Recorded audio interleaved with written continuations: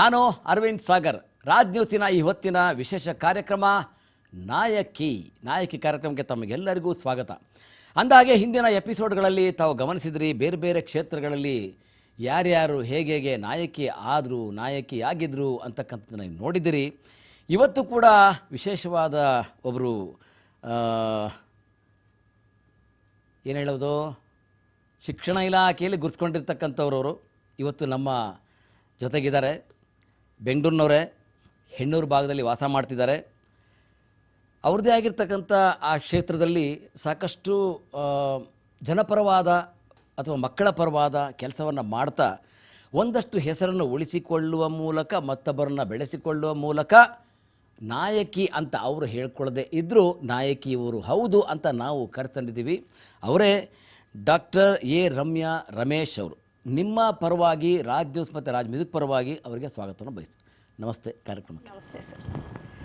Madam, ಈಗ ನಾಯಕಿ ಅಂತ ಬಂದಾಗ ಸಾಕಷ್ಟು ವಿಚಾರಗಳು ತಲೆಯಲ್ಲಿ ಹರಿದಾಡ್ತವೆ. ನಾವು ಹೇಳ್ತೀವಿ ಮನೆಯೇ ಮೊದಲ ಪಾಠಶಾಲೆ ಮಕ್ಕಳಿಗೆ ಅಂತ. ಹಾಗೆಯೇ ನಾಯಕಿ ಅಂತ ಅನ್ಸ್ಕೊಳ್ಬೇಕಾದ್ರೆ ಆ ಮೊದಲ ಪಾಠಶಾಲೆ ಯಾವುದು ಅಂತ ಅನಿಸುತ್ತೆ ನಿಮಗೆ? ಖಂಡಿತವಾಗ್ಲೂ ಮನೇನೇ ಸರ್. ಎಕ್ಸಾಕ್ಟ್ಲಿ, ಮನೇನೇ ಆಗಿರುತ್ತೆ. ಯಾಕಂದರೆ ನಾವು ಎಷ್ಟೇ ಹೇಳ್ಬೋದು, ಸ್ಕೂಲಲ್ಲಿ ಮಕ್ಕಳು 10 ಅವರ್ ಇರ್ತಾರೆ, 12 ಅವರ್ ಇರ್ತಾರೆ ಅಂತೆಲ್ಲ. ಏನೇ ಅಂದರೂ ಅವರು ಒಂದು ಬೇಸಿಕ್ ಸ್ಟಾರ್ಟ್ ಆಗೋದು ಮನೆಯಿಂದ. ಅವರು ಮೊದಲು ನೋಡೋದು ತಂದೆ ತಾಯಿನ, ಅಜ್ಜಿ ತಾತನ, ಮನೆಯಲ್ಲಿ ಆ ಕುಟುಂಬದವ್ರನ್ನ. ಹಾಗಾಗಿ ನನ್ನ ಪ್ರಕಾರ ಯಾವಾಗಲೂ ಮನೆಯೇ ಮೊದಲ ಪಾಠಶಾಲೆ. ನಾವೆಷ್ಟೇ ಅಡ್ವಾನ್ಸ್ ಆಗಿ ಬೆಳೆದ್ರೂ ನಮ್ಮ ಟ್ರೆಡಿಷನ್ ಅದೇನೇ ಸಹ ನಿಜ. ಮನೆಯೇ ಮೊದಲ ಪಾಠಶಾಲೆ. ಓಕೆ, ಈ ನಾಯಕಿ ಅಂತ ಅಂದಾಗ ಈ ಶಿಕ್ಷಣ ಕ್ಷೇತ್ರದಲ್ಲಿ ನಾಯಕಿ ಅಂತ ಅನ್ಸ್ಕೊಳ್ಳೋಕ್ಕೆ ಸಾಧ್ಯತೆ ಇರುತ್ತಾ? ಸರ್, ನನ್ನ ಪ್ರಕಾರ ಕೇಳಿದರೆ ನಾಯಕಿ ಅನ್ನೋದು ತುಂಬ ದೊಡ್ಡ ಜವಾಬ್ದಾರಿ ಅನ್ನೋ ಥರ ಸೌಂಡ್ ಅನಿಸುತ್ತೆ ನನಗೆ. ಎಸ್, ಹಂಗೆ ಅನ್ಸ್ಕೊಳ್ಳೋದು ಸಾಧ್ಯತೆ ಇರಬಹುದು. ಬಟ್ ನನ್ನ ಪ್ರಕಾರ ನಾಯಕಿ ಅಂದಾಗ ಒಂದು ಸಕ್ಸಸ್ನ ಅಟೆಂಡ್ ಮಾಡಿರೋರು ಅಂತ. ಬಟ್ ನನ್ನ ಒಂದು ಪರ್ಸ್ನಲ್ ಒಪಿನಿಯನ್ ಏನಂದರೆ, ಸಕ್ಸಸ್ ಯಾವತ್ತೂ ಒಂದು ದಿನಕ್ಕೆ ಸೀಮಿತ ಅಲ್ಲವೇ ಅಲ್ಲ. ಸಕ್ಸಸ್ ದಿನನಿತ್ಯದ ಜರ್ನಿ. ಸೊ ಪ್ರತಿದಿನ ಒಂದಲ್ಲ ಒಂದು ಹೊಸ ಟಾಸ್ಕ್ ಬರ್ಬೋದು, ನಮ್ಮ ಮುಂದೆ ಹೊಸ ಚಾಲೆಂಜ್ ಎದುರಾಗ್ಬೋದು. ಸೊ ಪ್ರತಿದಿನ ಅದನ್ನು ಮಾಡ್ತಾನೆ ಹೋಗಬೇಕು ನಾವು ಇರುವವರೆಗೂ. ಸೊ ಹಾಗಾಗಿ ಅಂಥವ್ರಿಗೆ ಆ ಪಟ್ಟ ಕೊಡಬಹುದಾ ಅನ್ನೋ ಒಂದು ಇದಿದೆ. ಈಗ ನೀವು ಬಹುಶಃ ನಾಯಕಿ ಅಂತ ಅಂದ್ಕೊಂಡಿಲ್ಲ, ನಾನು ನಾಯಕಿ ಅಂತ ಕರಿತಾ ಇದ್ದೀನಿ. ಈ ಜಾಗದಲ್ಲಿ ನೀವು ಕೂತಿದ್ದೀರಿ. ನೀವೇ ಹೇಳಿದಾಗೆ ಸಕ್ಸಸ್ ಅಂತ ಅಂದ್ಕೊಂಡಾಗ ನಾಯಕಿ ಆಗಬಲ್ಲರು. ಆದರೆ ಆ ಸಕ್ಸಸ್ ಅಂದರೆ ಆ ಒಂದು ದಿನದ ಮಾತಲ್ಲ ಅಂತ ಹೇಳೋದಾದರೆ, ನಿಮ್ಮ ಸಕ್ಸಸ್ಸಲ್ಲಿ ಇರ್ತಕ್ಕಂಥದ್ದು ಏನು? ಸರ್, ನಾನು ಹೇಳ್ದಂಗೆ ನನಗಂತೂ ಪ್ರತಿನಿತ್ಯನೂ ಏನೋ ಒಂದು ಚಾಲೆಂಜ್ ಇದೆ. ಸೊ ನಾನು ಯಾವತ್ತೂ ಹೇಳೋದಿಲ್ಲ ಐ ಆಮ್ ಸಕ್ಸಸ್ಫುಲ್ ಅಂತ. ಹಂಗೆ ಅಂದಾಗ ಅದು ನನ್ನ ಕೆರಿಯರ್ಗಾಗಲಿ, ಇಲ್ಲ ನಾನು ಏನೋ ಒಂದು ಸಾಧನೆ ಮಾಡಬೇಕು ಅಂತ ಇರೋದ್ರಲ್ಲಾಗಲಿ, ಇಲ್ಲ ನಾನು ಏನೋ ಒಂದು ಸಮಾಜಕ್ಕಾಗಲಿ ವಾಪಸ್ ಕೊಡಬೇಕು ಅನ್ನೋ ನಿಟ್ಟಿನಲ್ಲಿ ಶಾಲೆ ಶುರು ಮಾಡಿದ್ದು. ಸೊ ಅದರಲ್ಲಿ ನಂದು ಮುಗೀತು, ನನ್ನ ರೋಲ್ ಮುಗೀತು ಅಂತ ಹೇಳಿ ಅರ್ಥ. ಸೊ ಹಾಗಾಗಿ ನಾನು ಅನ್ಕೊಳ್ಳೋಕೆ ಇಷ್ಟನೇ ಪಡಲ್ಲ. ನಾನು ಪ್ರತಿದಿನದ್ದು ಆ ಸಣ್ಣ ಸಣ್ಣ ಚಾಲೆಂಜ್ ಏನು ಎದುರಾಗುತ್ತೆ, ಪ್ರತಿದಿನ ಅದನ್ನು ಅಚೀವ್ ಮಾಡೋದ್ರಲ್ಲಿ ದಿನನಿತ್ಯ ಸಕ್ಸಸ್ ನೋಡಬೇಕು ಅಂತ ಅಂದ್ಕೊಂಡಿರೋ ಅಂಥ ವ್ಯಕ್ತಿ. ನೀವು ನಿಮ್ಮ ಮನೆಯವರು ರಮೇಶ್ ಗೌಡ್ರು ಅವರು ಕೂಡ ರಾಜಕಾರಣದಲ್ಲಿ ಗುರ್ಸ್ಕೊಂಡಿರ್ತಕ್ಕಂಥ ವ್ಯಕ್ತಿ ಆಗಿರೋದ್ರಿಂದ ಆ ರಾಜಕೀಯದ ನಂಟು ನಿಮಗೆ ಅಂಟ್ಕೊಂಡಿಲ್ವಾ? ನಾನು ನಾಯಕಿ ಆಗಬೇಕು ಅಲ್ಲಿ ಅಂತ ನಿಮಗೆ ಅನಿಸ್ಲಿಲ್ವಾ? ಇಲ್ಲ. ಯಾಕೆ? ನನಗೆ ಯಾವತ್ತೂ ರಾಜಕೀಯದಲ್ಲಿ ಆ್ಯಕ್ಚುಲಿ ಯಾವುದೇ ರೀತಿಯಾದ ಇಂಟ್ರೆಸ್ಟ್ ಇಲ್ಲ. ನನಗೇನು ಅನಿಸುತ್ತೆ, ಪ್ರತಿನಿತ್ಯ 5 ವರ್ಷಕ್ಕೊಮ್ಮೆ ಒಂದು ಸರ್ಕಾರ ಬರುತ್ತೆ ಹೋಗುತ್ತೆ. ಬಟ್ ಅವರು ಎಷ್ಟು ಅಚೀವ್ ಮಾಡ್ತಾರೆ, ಅದರ ಔಟ್ಪುಟ್ ಏನು?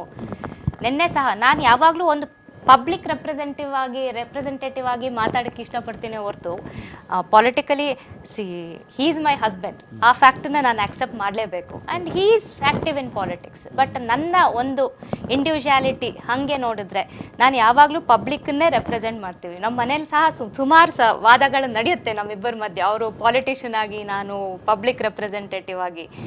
ನನಗನ್ಸುತ್ತೆ ಕೆಲವೊಮ್ಮೆ ಅವ್ರ ಬೌಂಡ್ರೀಸ್ ಇರುತ್ತೆ ಕೆಲಸ ಮಾಡಲಿಕ್ಕೆ. ನಮ್ಮ ವ್ಯವಸ್ಥೆ ಹೆಂಗಿದೆಯೋ ಹಾಗೆ ಮಾಡಬೇಕಾಗುತ್ತೆ.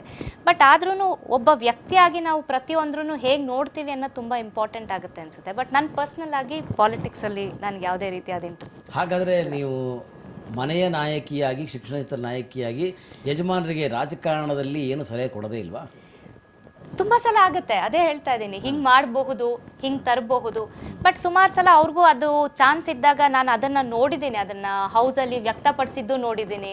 ಕೆಲವೊಮ್ಮೆ ಏನಾದರೂ ನಮ್ಗೆ ಹಿಂಗೊಂದು ಜನರಲ್ ಡಿಸ್ಕಷನ್ ಬಂದಾಗ ನಾವೇನೋ ಒಂದು ಹೇಳಿರೋದ್ರನ್ನ ಅದನ್ನ ಜಾರಿಗೆ ತರಬೇಕು, ಇದನ್ನ ಮಾಡಿದ್ರೆ ಸರ್ಕಾರಕ್ಕೆ ಒಳ್ಳೇದಾಗತ್ತೆ ಅಂತ ವಾದ ಮಾಡಿದ್ದು ನೋಡಿದ್ದೀನಿ. ಸೊ ಹಂಗಾಗಿ ಎಲ್ಲೋ ಒಂದ್ ಕಡೆ ಸಜೆಷನ್ ಕೊಟ್ಟಿದ್ರನ್ನ ಸೀರಿಯಸ್ ಆಗಿ ಕನ್ಸಿಡರ್ ಮಾಡ್ತಾರೆ, ಅದನ್ನ ಅಂತೂ ಗಮನಿಸಿದೆ ನಾನು. ಅಂದರೆ ಸೀರಿಯಸ್ ಆಗಿ ಕನ್ಸಿಡರ್ ಮಾಡ್ತಾರೆ ಅಂತಂದರೆ ನೀವು ಸಾಕಷ್ಟು ನಿಮಗೆ ಬೆವರು ಬಂದಿರುತ್ತಾ? ಆ ಥರ ಏನಿಲ್ಲ ಸರ್, ಇದು ಜನರಲ್ ಕಾನ್ವರ್ಸೇಷನ್. ನಾನು ಹೇಳ್ದಂಗೆ ನಾನು ಯಾವಾಗಲೂ ಪಬ್ಲಿಕ್ ಪಾಯಿಂಟ್ ಆಫ್ ವ್ಯೂವಲ್ಲಿ ಮಾತಾಡೋಕ್ಕೆ ಇಷ್ಟಪಡ್ತೀನಿ. ಯಾಕಂದರೆ ನಮಗೆ ಗೊತ್ತು, ಪಬ್ಲಿಕಲ್ಲಿ ಡೈಲಿ ನಾವು ನೋಡ್ತೀವಿ ಹೆಂಗೆ ಜನಕ್ಕೆ ಇವಾಗ ಪ್ರತಿಯೊಂದು ಕಡೆ ಅಪ್ರೋಚ್ ಆಗೋದಕ್ಕೆ ಇರ್ಬೋದು, ಒಂದು ಸಣ್ಣ ಪುಟ್ಟ ಕೆಲಸ ಇರ್ಬೋದು, ಹೆಂಗೆ ಮಾಡಿಸ್ಕೊಳ್ಳೋದು ದಿನನಿತ್ಯದ್ದು ಎಷ್ಟು ಕಷ್ಟ ಇದೆ ಅಂತ. ಬಟ್ ಅದನ್ನು ಸ್ವಲ್ಪ ಸಿಸ್ಟಮ್ಯಾಟಿಕ್ ಆಗಿ ಆರ್ಗನೈಸ್ಡ್ ಆಗಿ ಮಾಡಿದಾಗ ಎಲ್ಲೋ ಒಂದು ಕಡೆ ಎಲ್ರಿಗೂ ಉಪಯೋಗ ಆಗುತ್ತಾ ಅನ್ನೋ ಒಂದು ಅನಿಸಿಕೆ. ಆ ಪ್ರಯತ್ನ ನೀವು ನಿಮ್ಮ ಯಜಮಾನರಿಗೆ ಹೇಳಿದರೆ ಆಗತ್ತೆ ಆಗಲ್ಲ ಅಂತ ಒಂದು ಕಡೆ, ಮತ್ತೊಂದು ಕಡೆಯಲ್ಲಿ ಆಯಿತು ಅದನ್ನು ಅಕ್ಸೆಪ್ಟ್ ಮಾಡಿದರು ಅನ್ನೋದಾದರೆ, ಸಾರ್ವಜನಿಕ ವ್ಯಕ್ತಿಯಾಗಿ ನೀವು ಹೇಳಿದರೆ ಅಲ್ಲಿ ಯಾರು ಅಕ್ಸೆಪ್ಟ್ ಮಾಡ್ತಾರೆ ಅದನ್ನು, ಹೇಗೆ? ಸರ್, ಫಸ್ಟ್ ಆಫ್ ಆಲ್ ಇದು ಇವಾಗ ಏನೋ ಒಂದು ಸಮಸ್ಯೆ ಇದೆ ಅಂದರೆ ಯಾರಾದರೂ ಒಬ್ಬನ ಅದನ್ನು ಹೇಳಬೇಕು, ಸಮಸ್ಯೆ ಇದೆ, ಇಲ್ಲ ಅಂದರೆ ಈ ಥರ ಮಾಡಬಹುದು, ಜನಕ್ಕೆ ಅನುಕೂಲ ಆಗ್ಬೋದು. ಆ ರೀತಿಲಿ ಅಟ್ಲೀಸ್ಟ್ ಫಸ್ಟ್ ಒಂದು ಒಪಿನಿಯನ್ ಪ್ರೊಜೆಕ್ಟ್ ಮಾಡೋದಿದೆಯಲ್ಲ, ಅದೇ ದೊಡ್ಡ ವಿಷಯ. ಅದು ತಲುಪಬೇಕಲ್ಲ ಸರ್ಕಾರದವರೆಗೂ, ಯಾರೋ ಒಬ್ರು ತಲುಪಿಸ್ಬೇಕು, ಅದೇ ಒಂದು ದೊಡ್ಡ ವಿಷಯ. ಅಟ್ಲೀಸ್ಟ್ ಅದು ಬಂದಾಗ ಚರ್ಚೆಗಾದರೂ ಹೋಗುತ್ತೆ. ಇವತ್ತಲ್ಲ, ಎಷ್ಟೋ ಒಂದು ಸ್ವಲ್ಪ ಟೈಮಲ್ಲಾದರೂ ಇಂಪ್ಲಿಮೆಂಟ್ ಆಗುತ್ತೆ ಅನ್ನೋ ಒಂದು ಆಸೆ. ಅಂದರೆ ಪಂಚವಾರ್ಷಿಕ ಯೋಜನೆ ಥರ. ಹೌದು, ಹಂಗೆ ಅಲ್ವಾ ನಮ್ಮ ಸರ್ಕಾರದ್ದು. ಹಾಗಾಗಿ ಅದೊಂದು. ಎಸ್ ಮೇಡಮ್, ಈಗ ಡಾಕ್ಟರ್ ಎ ರಮ್ಯಾ ರಮೇಶ್ ಅವರು ನಾಯಕಿ ಅಂತ ಗುರ್ಸ್ಕೊಳ್ಳೋಕ್ಕೆ ಆಸೆ ಪಟ್ಟರೆ ಯಾವ ಕ್ಷೇತ್ರದಲ್ಲಿ ಆಸೆ ಪಡ್ತೀರಾ? ಸರ್, ನಾನು ಹೇಳ್ದಂಗೆ ನಾಯಕಿ ಅನ್ನೋದೇ ತುಂಬ ವೇಟ್ ಇದೆ ಅಂತ ಅನಿಸುತ್ತೆ ನನಗೆ. ವೆಯ್ಟ್, ಅದರ ಜೊತೆಗೆ ತುಂಬ ರೆಸ್ಪಾನ್ಸಿಬಿಲಿಟಿನೂ ಇದೆ. ಹೌದು.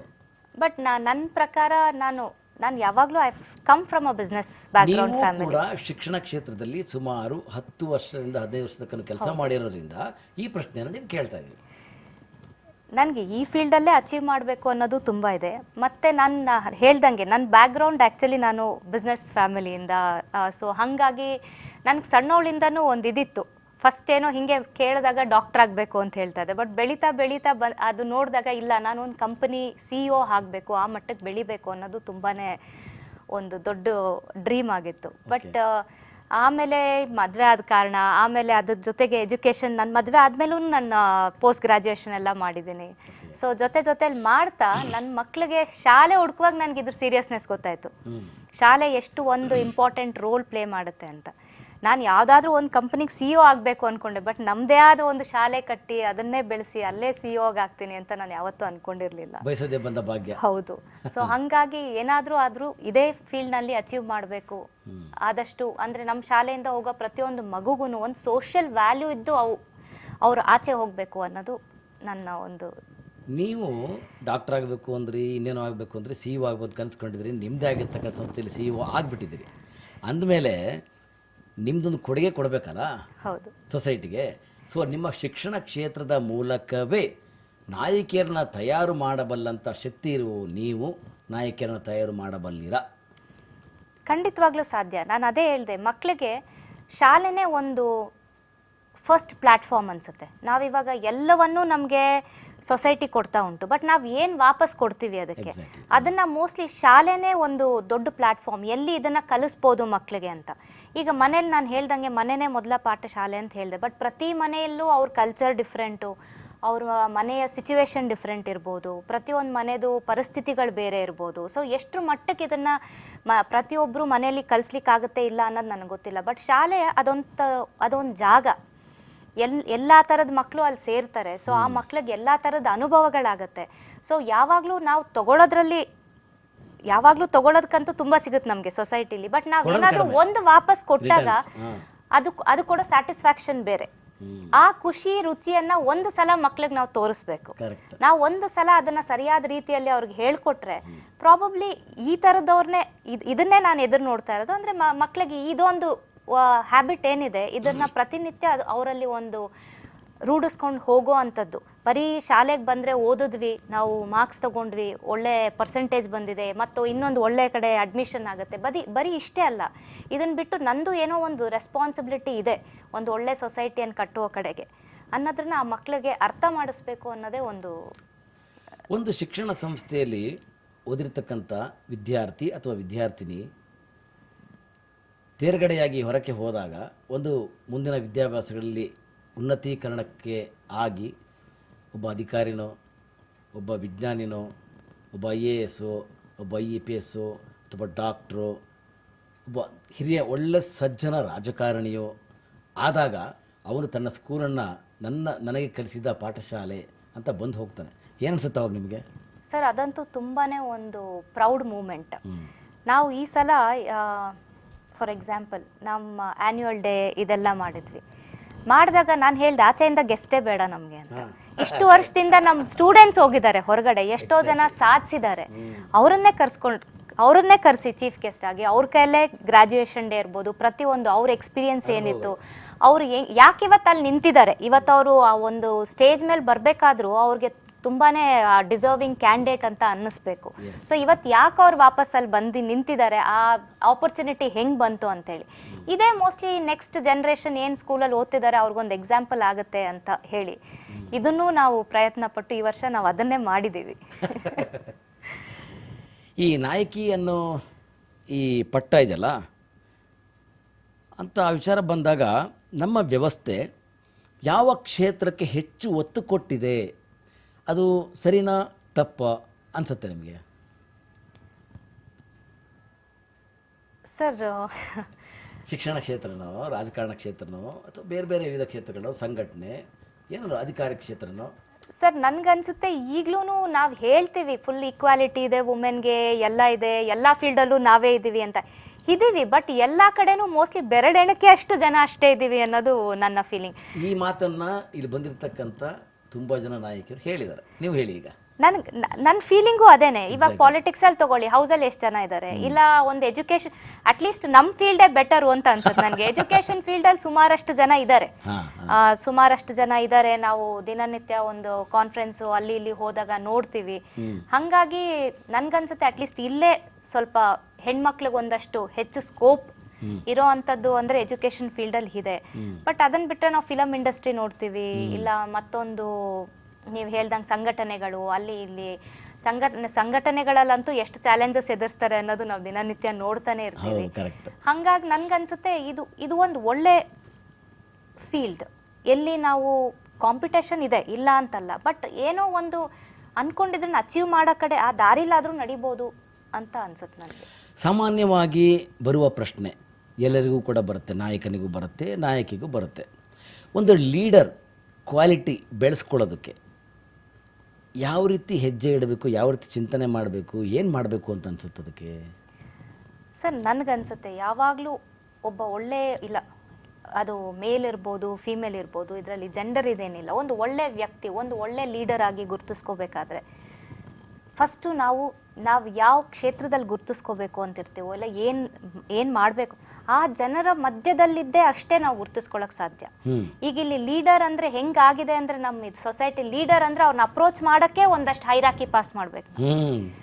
ಆಗ ನೀವು ಲೀಡರ್ ಹೆಂಗಾದ್ರಿ, ನಿಮಗೆ ಜನಸಾಮಾನ್ಯರ ಮನಸ್ಸಲ್ಲಿ ಏನು ನಡೀತಿದೆ, ಇಲ್ಲ ನಿಮ್ಮ ಆ ಒಂದು ಇಂಡಸ್ಟ್ರಿ ಏನೇ ಇರ್ಬೋದು, ನೀವು ಏನು ಕರಿತೀರಿ, ಅಲ್ಲಿ ಆ ಲೋವರ್ ಲೆವೆಲಲ್ಲಿ ಏನು ನಡೀತಿದೆ, ಇಲ್ಲ ನಿಮ್ಗೆ ಅವ್ರ ಮುಖ ಪರಿಚಯ ಇಲ್ಲ ಅಂದರೆ ಅವ್ರದ್ದು ಒಡನಾಟನೇ ಪರಿಚಯ ಇಲ್ಲ ಅಂದರೆ ನೀವು ಲೀಡರ್ ಆಗಕ್ಕೆ ಸಾಧ್ಯನೇ ಇಲ್ಲ. ಇದು ನನ್ನ ಪರ್ಸ್ನಲ್ ಇದು.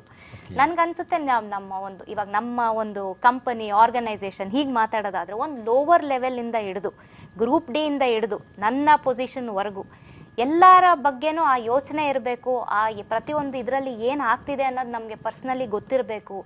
ಒಂದ್ಸಲ ಆದ್ರೂ ಪರ್ಸನಲ್ ಇಂಟ್ರಾಕ್ಷನ್ ಇರಬೇಕು ಅವ್ರ ಜೊತೆ. ಅವ್ರದ್ದು ಏನು ಅವ್ರ ಹತ್ರನೂ ಎಷ್ಟೋ ಸಜೆಷನ್ ಇರುತ್ತೆ. ನಾವು ಅನ್ಕೋತೀವಿ ಎಷ್ಟೋ ಸಲ ನಾನು 2-3 ಡಿಗ್ರಿ ಓದಿದ್ದೀನಿ, ಇವ್ರ ಹತ್ರ ಹೋಗಿ ಮಾತಾಡಿ ಇವ್ರ ಹತ್ರ ಏನು, ಬಟ್ ನನ್ಗೆ ಹಂಗೆ ಅನ್ಸಲ್ಲ. ಬಟ್ ನನ್ಗೆ ಒಂದೊಂದ್ಸಲ ಅನ್ಸುತ್ತೆ ನಾವು ಇಳಿದಾಗ ವಾಚ್ಮ್ಯಾನ್ ಗೇಟ್ ಏನ್ ತೆಗಿತಾನೆ, ಒಂದೊಂದ್ಸಲ ಅವ್ನು ನೋಡಿ ಕಲಿಯೋದು ಏನೋ ಇರುತ್ತೆ ನಮ್ಗೆ. ಸೊ ನನ್ಗನ್ಸುತ್ತೆ ಲೀಡರ್ನ ಒಂದು ಬೆಸ್ಟ್ ಕ್ವಾಲಿಟಿ ನಾನು ಲೀಡರ್ ಅನ್ಕೊಳ್ಳೋದೇ ಇರೋದು. ಪ್ರತಿಯೊಬ್ಬರ ಜೊತೆನೂ ನಾನು ಸಾಮಾನ್ಯ ಅಂತ ಹೇಳಿ ಬೆರೆಯೋದು, ಅದೇ ಒಂದು ದೊಡ್ಡ ಕ್ವಾಲಿಟಿ ಲೀಡರಲ್ಲಿ. ಸೊ ಲೀಡರ್ ಅಥವಾ ನಾಯಕಿ ಇದರಲ್ಲಿ ಹೈರಾರ್ಕಿ ಮೇಂಟೈನ್ ಮಾಡಬಾರ್ದು ಮಾಡಬಾರ್ದು ಸರ್. ಅದು ಒಂದು ಇವಾಗ ನಮಗೆ ನಾನು ಮ್ಯಾನೇಜ್ಮೆಂಟ್ ಸ್ಟೂಡೆಂಟ್ ಆಗಿದ್ರಿಂದ ಹೇಳ್ತೀನಿ, ದೇರ್ ಇಸ್ ಅ ಫಸ್ಟ್ ಡೆಫಿನಿಷನ್ನೇ ನಮ್ಗೆ ಹೇಳ್ಕೊಡೋದು, a good manager is one who manages to get the work done smartly ಅಂತ. ಆ ಬೌಂಡ್ರೀಸ್ ಇದ್ದೇ ಇರುತ್ತೆ, ಬಟ್ ನಾನು ಅದನ್ನು ಬಿಡಿ ಅಂತ ನಾನು ಹೇಳ್ತಿಲ್ಲ. ಬಟ್ ಆದ್ರೂ ನಿಮಗೆ ನೀವು ಫುಲ್ಲು ವಾಲ್ ಕಟ್ಕೊಂಡು ಕೆಲಸ ಮಾಡೋ ನೆಸೆಸಿಟಿ ಇಲ್ಲ, ಆಗ ನೀವು ಲೀಡರ್ ಆಗೋಕ್ಕೆ ಚಾನ್ಸೇ ಇಲ್ಲ. ಸೊ ಒಂದು ಲೀಡರಿನ ಒಳ್ಳೆ ಕ್ವಾಲಿಟಿ ಅಂದ್ರೇ ಎಲ್ಲರ ಜೊತೆನೂ ಬೆರೆತು ಪ್ರತಿಯೊಂದು ಲೆವೆಲಿನ ಪ್ರಾಬ್ಲಮ್ನ ಅರ್ಥ ಮಾಡಿಕೊಂಡು, ಪ್ರಾಬ್ಲಮ್ನ ಅರ್ಥ ಮಾಡ್ಕೊಳ್ಳೋದೇ ಒಂದು ದೊಡ್ಡದು. ನೀವು ಒಂದು ಎಷ್ಟೋ ಸಲ ನೋಡಿ ಎಲ್ಲದಕ್ಕೂ ನಾವು ಸೊಲ್ಯೂಷನ್ ಕೊಡೋಕ್ಕಾಗಲ್ಲ, ಬಟ್ ಬಂದವನಿಗೆ ಅವ್ನ ಪ್ರಾಬ್ಲಮ್ ನಾನು ಅರ್ಥ ಮಾಡ್ಕೊಂಡಿದ್ದೀನಿ ಅನ್ನೋ ಸಮಾಧಾನನೇ ಅವನಿಗೆ ಸೊಲ್ಯೂಷನ್ ಆಗಿರುತ್ತೆ. ಸೊ ಅಂಥ ಕ್ವಾಲಿಟಿ ಇರೋರೇ ಲೀಡರ್ ಆಗೋಕ್ಕೆ ಸಾಧ್ಯ ಅಂತ. ರಾಜಕಾರಣದಲ್ಲಿ ಒಬ್ಬ ನಾಯಕಿ ಹೈರಾರ್ಕಿ ಮೇಂಟೈನ್ ಮಾಡಬೇಕು ಬೇಡ ಸರ್? ನನ್ನ ಪ್ರಕಾರ ಇಲ್ಲ. ನಾನು ಹೇಳ್ದಂಗೆ ನಮ್ಗೆ ಯಾವುದೇ ಫೀಲ್ಡ್ ಆದರೂ ನಮ್ಮ ಆ ಲೆವೆಲ್ಗೆ ಇಳಿದು ಪ್ರತಿಯೊಬ್ಬರದು ನಾವು ಪ್ರಾಬ್ಲಮ್, ಒಬ್ಬೊಬ್ಬರ ಹತ್ರ ರಾಜಕಾರಣ ತುಂಬ ದೊಡ್ಡದು ಸಮುದ್ರ ಅದು. ಸೊ ಪ್ರತಿಯೊಬ್ಬರ ಹತ್ರನೂ ಹೋಗಿ ನಾವು ಪ್ರಾಬ್ಲಮ್ ಕೇಳೋಕ್ಕಾಗಲ್ಲ, ಬಟ್ ಅಟ್ಲೀಸ್ಟ್ ಒಂದು ಆರ್ಗನೈಸ್ಡ್ ಆಗಿ ಪ್ಲ್ಯಾನಿಂಗ್ ಆಗಿ ವರ್ಕ್ ಮಾಡಿದಾಗ ಪ್ರತಿಯೊಬ್ಬರನ್ನು ರೀಚ್ ಆಗಬಹುದು ಅನ್ನೋದು ನನ್ನ ಒಪಿನಿಯನ್. ಈ ನಾಯಕಿ ಅಂತ ಈಗ ಡಾಕ್ಟರ್ ರಮೇಶ್ ಅವರು ಆಗಿದ್ದಾರೆ, ಆಗಿಬಿಟ್ಟಿದ್ದಾರೆ, ಅವ್ರು ಕೂತ್ಕೊಂಡಿದ್ದಾರೆ, ಮಾತಾಡ್ತಾ ಇದ್ದೀನಿ ಅಂತ ಅಂದ್ಕೊಂಡ್ರೆ ಅವ್ರು ಹೆಂಗೆ ಅದನ್ನು ಕಾಪಾಡ್ಕೊಂಡು ಹೋಗ್ಬೇಕಾಗುತ್ತೆ? ಸರ್ ನಾನು ಹೇಳ್ದಂಗೆ ಇದು ಒಂದು ದೊಡ್ಡ ಜವಾಬ್ದಾರಿ. ಫಸ್ಟ್ ಆಫ್ ಆಲ್ ನೀವು ನಾಯಕಿ ಅಂತ ಹೇಳ್ತಾ ಇದ್ದೀರಾ, ನಾನು ಅದನ್ನು ಅಕ್ಸೆಪ್ಟ್ ಮಾಡ್ಕೊಳ್ಳೋದೇ ಕಷ್ಟ ಇದೆ. ಬಟ್ ಅದನ್ನು ಒಂದು ಸಲ ಯಾರಾದರೂ ಆ ಟೈಟಲ್ ಬಂದ ಮೇಲೆ ನನಗನ್ಸುತ್ತೆ ಜವಾಬ್ದಾರಿ ತುಂಬಾ ಜಾಸ್ತಿ ಆಗುತ್ತೆ. ಪ್ರತಿಯೊಂದು ಲೈಫಲ್ಲಿ ಫ್ರೀಡಮ್ ಇರ್ಬೋದು, ಇಲ್ಲ ಅಂದರೆ ಇದಿರ್ಬೋದು, ಎರಡೂ ರೆಸ್ಪಾನ್ಸಿಬಿಲಿಟಿ ಜೊತೆನೇ ಬರುತ್ತೆ ಅನ್ನೋದು ನನ್ನ ಫೀಲಿಂಗು. ಸೊ ಹಾಗಾಗಿ ಅದನ್ನು ಇನ್ನೂ ಜವಾಬ್ದಾರಿಯಿಂದ ನಡೆಸ್ಕೊಂಡು ಹೋಗಬೇಕಾಗತ್ತೆ. ಇನ್ನೂ ಮೋಸ್ಟ್ಲಿ ನೋಡೋದನ್ನ ಪ್ರತಿಯೊಂದ್ರೂ ಇನ್ನೂ ಡೀಟೇಲ್ಡ್ ಆಗಿ ನೋಡಿ ಅರ್ಥ ಮಾಡ್ಕೋಬೇಕು ಹಾಗೆ ಅಂತ ನನಗನ್ಸುತ್ತೆ. ನೀವು ಇವತ್ತಿನವರೆಗೂ ಕೂಡ ನಿಮ್ಮದೇ ಆಗಿರ್ತಕ್ಕಂಥ ಇನ್ಸ್ಟಿಟ್ಯೂಷನಲ್ಲಿ ನೀವು ಒಪ್ಕೊಳ್ಳದೇ ಇದ್ದರೂ ನಾನು ಹೇಳೋ ರೀತಿಯಲ್ಲಿ ನಾಯಕಿಯಾಗಿ ಎದುರಿಸಿರ್ತಕ್ಕಂಥ ಇಷ್ಟ ಕಷ್ಟದ ಸಮಸ್ಯೆಗಳೇನು ಶಿಕ್ಷಣ ಕ್ಷೇತ್ರದಲ್ಲಿ ಒಟ್ಟಾರೆಯಾಗಿ? ನಿಮ್ಮ ಇನ್ಸ್ಟಿಟ್ಯೂಷನ್ ಅಂತಲ್ಲ, ನಿಮ್ಮ ಇನ್ಸ್ಟಿಟ್ಯೂಷನ್ನ ಉದಾಹರಣೆಯಾಗಿ ತೆಗೆದುಕೊಳ್ಳಬಹುದಾದಲ್ಲಿ ಒಂದು ಸಾಮಾಜಿಕ ವ್ಯವಸ್ಥೆಯಲ್ಲಿ ಏನೆಲ್ಲ ಸಮಸ್ಯೆಗಳು ಬರ್ತವೆ, ನಾಯಕಿ ಅದನ್ನು ನಿಭಾಯಿಸ್ಲಿಕ್ಕೆ ಸಾಧ್ಯನಾ, ಆಗುತ್ತಾ, ಹೇಗೆ? ಸರ್ ಪ್ರತಿಯೊಂದು ಥರ ಪ್ರತಿನಿತ್ಯ ನಾನು ಹೇಳ್ದಂಗೆ ಒಂದು ಚಾಲೆಂಜ್. ಈಗ ಒಂದು ಸ್ಕೂಲ್ ಅಂದರೆ ನಾವು ಫಸ್ಟ್ ಅಲ್ಲಿ ಹೇಳ್ಕೊಡೋದು, ಅಲ್ಲಿ ಯಾವುದೇ ರೀತಿ ಕಮ್ಯುನಿಟಿ ಫಾಲೋ ಮಾಡಲ್ಲ ನಾವು, ಎಲ್ಲರೂ ಈಕ್ವಲ್, ಎಲ್ಲಾನು ಇದು ಒಂದೇ ರೀತಿಯಲ್ಲಿ ಟ್ರೀಟ್ ಮಾಡ್ತೀವಿ, ಒಂದೇ ರೀತಿಯಲ್ಲಿ ನೋಡ್ತೀವಿ ಅಂತ. ಅದು ಎಷ್ಟೋ ಸಲ ಇದೇ ಒಂದು ಚಾಲೆಂಜ್ ಆಗುತ್ತೆ ಸ್ಕೂಲಲ್ಲಿ. ಈಗಿನ ವ್ಯವಸ್ಥೆಯಲ್ಲಿ ಎಲ್ಲರೂ ಒಂದೇ ಅಂತ ಯಾರು ಹೇಳ್ತಾನೆ ಇಲ್ವೇ? ಹೇಳ್ತಾ ಇಲ್ಲ, ಅದೇ ಪ್ರಾಬ್ಲಮ್. ಬೆಳಗ್ಗೆ ಅಸೆಂಬ್ಲಿಯಿಂದಾನೇ ಶುರುವಾಗ್ತವೆ ಈ ತರ ಸಮಸ್ಯೆ. ಇದನ್ನೇ ಯಾಕೆ ಮಾಡ್ತೀರಿ, ಇದನ್ನ ಯಾಕೆ ಮಾಡಬಾರ್ದು, ಈ ರೀತಿನೇ ಯಾಕೆ ನಡೆಸ್ತೀರಿ, ಆ ರೀತಿನೇ. ಬಟ್ ಪ್ರತಿಯೊಂದು ನಾನು ಹೇಳೋದು, ಈಗ ನಾವು ಒಂದು ಸ್ಕೂಲಲ್ಲಿ ನಾವು ಏನೇ ಒಂದು ಫಾಲೋ ಮಾಡಿದ್ರು ಅದು ಒಂದು ಟ್ರೆಡಿಷನಲ್ ಜೊತೆಗೆ ಒಂದು ಸೈಂಟಿಫಿಕ್ ರೀಸನ್ ಇರುತ್ತೆ. ಈಗ ನಾವು ನೋಡ್ಬೋದು, ನೀವು ಇವಾಗ ಫಾರಿನ್ ಕಂಟ್ರಿಲ್ ಸಹ ಸಾಂಸ್ಕ್ರಿಟ್ ಇಂಪ್ಲಿಮೆಂಟ್ ಮಾಡ್ತಾ ಇದ್ದಾರೆ. ಸಾಂಸ್ಕ್ರಿಟ್ ಏನು ಇಂಡಿಯಾದಿಂದ ಬಂತು ಅಂತ ಇಂಪ್ಲಿಮೆಂಟ್ ಮಾಡ್ತಿಲ್ಲ, ಆ ಭಾಷೆಯ ಪ್ರಯೋಜನಗಳಿಂದ. ಸೊ ಎಲ್ಲಾದ್ರ ಹಿಂದೆನೂ ಒಂದು ಸೈಂಟಿಫಿಕ್ ರೀಸನ್ ಇರುತ್ತೆ. ನಾನು ಅದೇ ಹೇಳಿದ್ದು, ಬರೀ ನಾವು ಲಾಜಿಕಲಿ ಯೋಚನೆ ಮಾಡ್ತಾ ಹೋದಾಗೂ ಒಂದೊಂದ್ಸಲ ಪ್ರಾಬ್ಲಮ್ ಸಾಲ್ವ್ ಮಾಡೋದು ತುಂಬ ಕಷ್ಟ. ಸೊ ಅದನ್ನೇ ನಾನು ಹೇಳಿದೆ ನಿಮಗೆ, ಲೀಡರ್ ಆಗಬೇಕಾದ್ರೆ ಕ್ವಾಲಿಟಿ ತುಂಬ ಇಂಪಾರ್ಟೆಂಟ್ ಅಂತ. ನನ್ಗನ್ಸುತ್ತೆ ಪ್ರತಿಯೊಂದು ಪ್ರಾಬ್ಲಮ್ ಬಂದಾಗ ನಾವು ಬರೀ ಲಾಜಿಕಲಿ ರೀಸನಿಂಗ್ ಮಾಡಕ್ಕೆ ನೋಡ್ದಿರಾ ಸ್ವಲ್ಪ ಅದರಲ್ಲಿ ಎಮೋಷನ್ಸ್ನು ಬ್ಯಾಲೆನ್ಸ್ ಮಾಡಿದರೆ ಪ್ರತಿನಿತ್ಯ it is very easy. Okay, ಈಗ ನಾನು ಹೇಳ್ತೀನಿ, ಡಾಕ್ಟರ್ ರಮೇಶ್ ಅವ್ರಿಗೆ ಕ್ವಾಲಿಟಿ ಇದೆ, ನಾಯಕಿ ಆಗಬಲ್ಲರು, ನಾಯಕಿ ಆಗ್ತಕ್ಕಂಥ ಶಕ್ತಿ ಇದೆ, ನಿಭಾಯಿಸ್ಕೊಂಡು ಹೋಗ್ತಕ್ಕಂಥ ಭಕ್ತಿ, ಯುಕ್ತಿ, ಶಕ್ತಿ ಎಲ್ಲವೂ ಇದೆ ಅಂತ. ಹಾಗಿದ್ದಾಗ ಈಗ ದಿಢೀರಾಗಿ ರಾಜಕೀಯ ಕ್ಷೇತ್ರಕ್ಕೆ ಎಂಟ್ರಿ ಆಗ್ತೀರಿ ಅಥವಾ ಒಂದು ಸಿನಿಮಾ ರಂಗಕ್ಕೆ ಎಂಟ್ರಿ ಆಗ್ತೀರಿ, ಅದನ್ನು ನಿಭಾಯಿಸೋಕ್ಕಾಗತ್ತಾ ನಿಮಗೆ? ಸರ್ ನಾನು ಇವತ್ತುವರೆಗೂ ನನಗೇನು ಬಂದ್ರೂ it is all by fortune. ಬಂದಿದ್ರನ್ನ ಬಟ್ ಅಚ್ಚುಕಟ್ಟಾಗಿ ನಿಭಾಯಿಸಿದ್ದೀನಿ ಇಲ್ಲಿವರೆಗೂ. ಸೊ ಏನೇ ಬಂದ್ರೂ ನಿಭಾಯಿಸ್ತೀನಿ ಅನ್ನೋ ಕಾನ್ಫಿಡೆನ್ಸ್ ನನ್ನಲ್ಲಿದೆ. ಬಟ್ ಆದರೂ ನನಗೆ ಒಂದು ಆಪ್ಷನ್ ಅಂತ ಕೊಟ್ಟಾಗ ಪಾಲಿಟಿಕ್ಸ್ ಆಗಲಿ ಫಿಲಮ್ ಇಂಡಸ್ಟ್ರಿ ಆಗಲಿ ನಂದು ಅಲ್ಲ ಅಂತ, ನನ್ನ ಇದು ಅಲ್ಲ ಅಂತ ಅನ್ಸುತ್ತೆ. ಬಟ್ ಆ ರೀತಿ ಆಪರ್ಚುನಿಟಿ ಬಂದರೆ 100% ಕಾನ್ಫಿಡೆನ್ಸ್ ಅಂತೂ ಇದೆ, ನಿಭಾಯಿಸ್ತೀನಿ. ಹೋಗ್ತೀರಿ?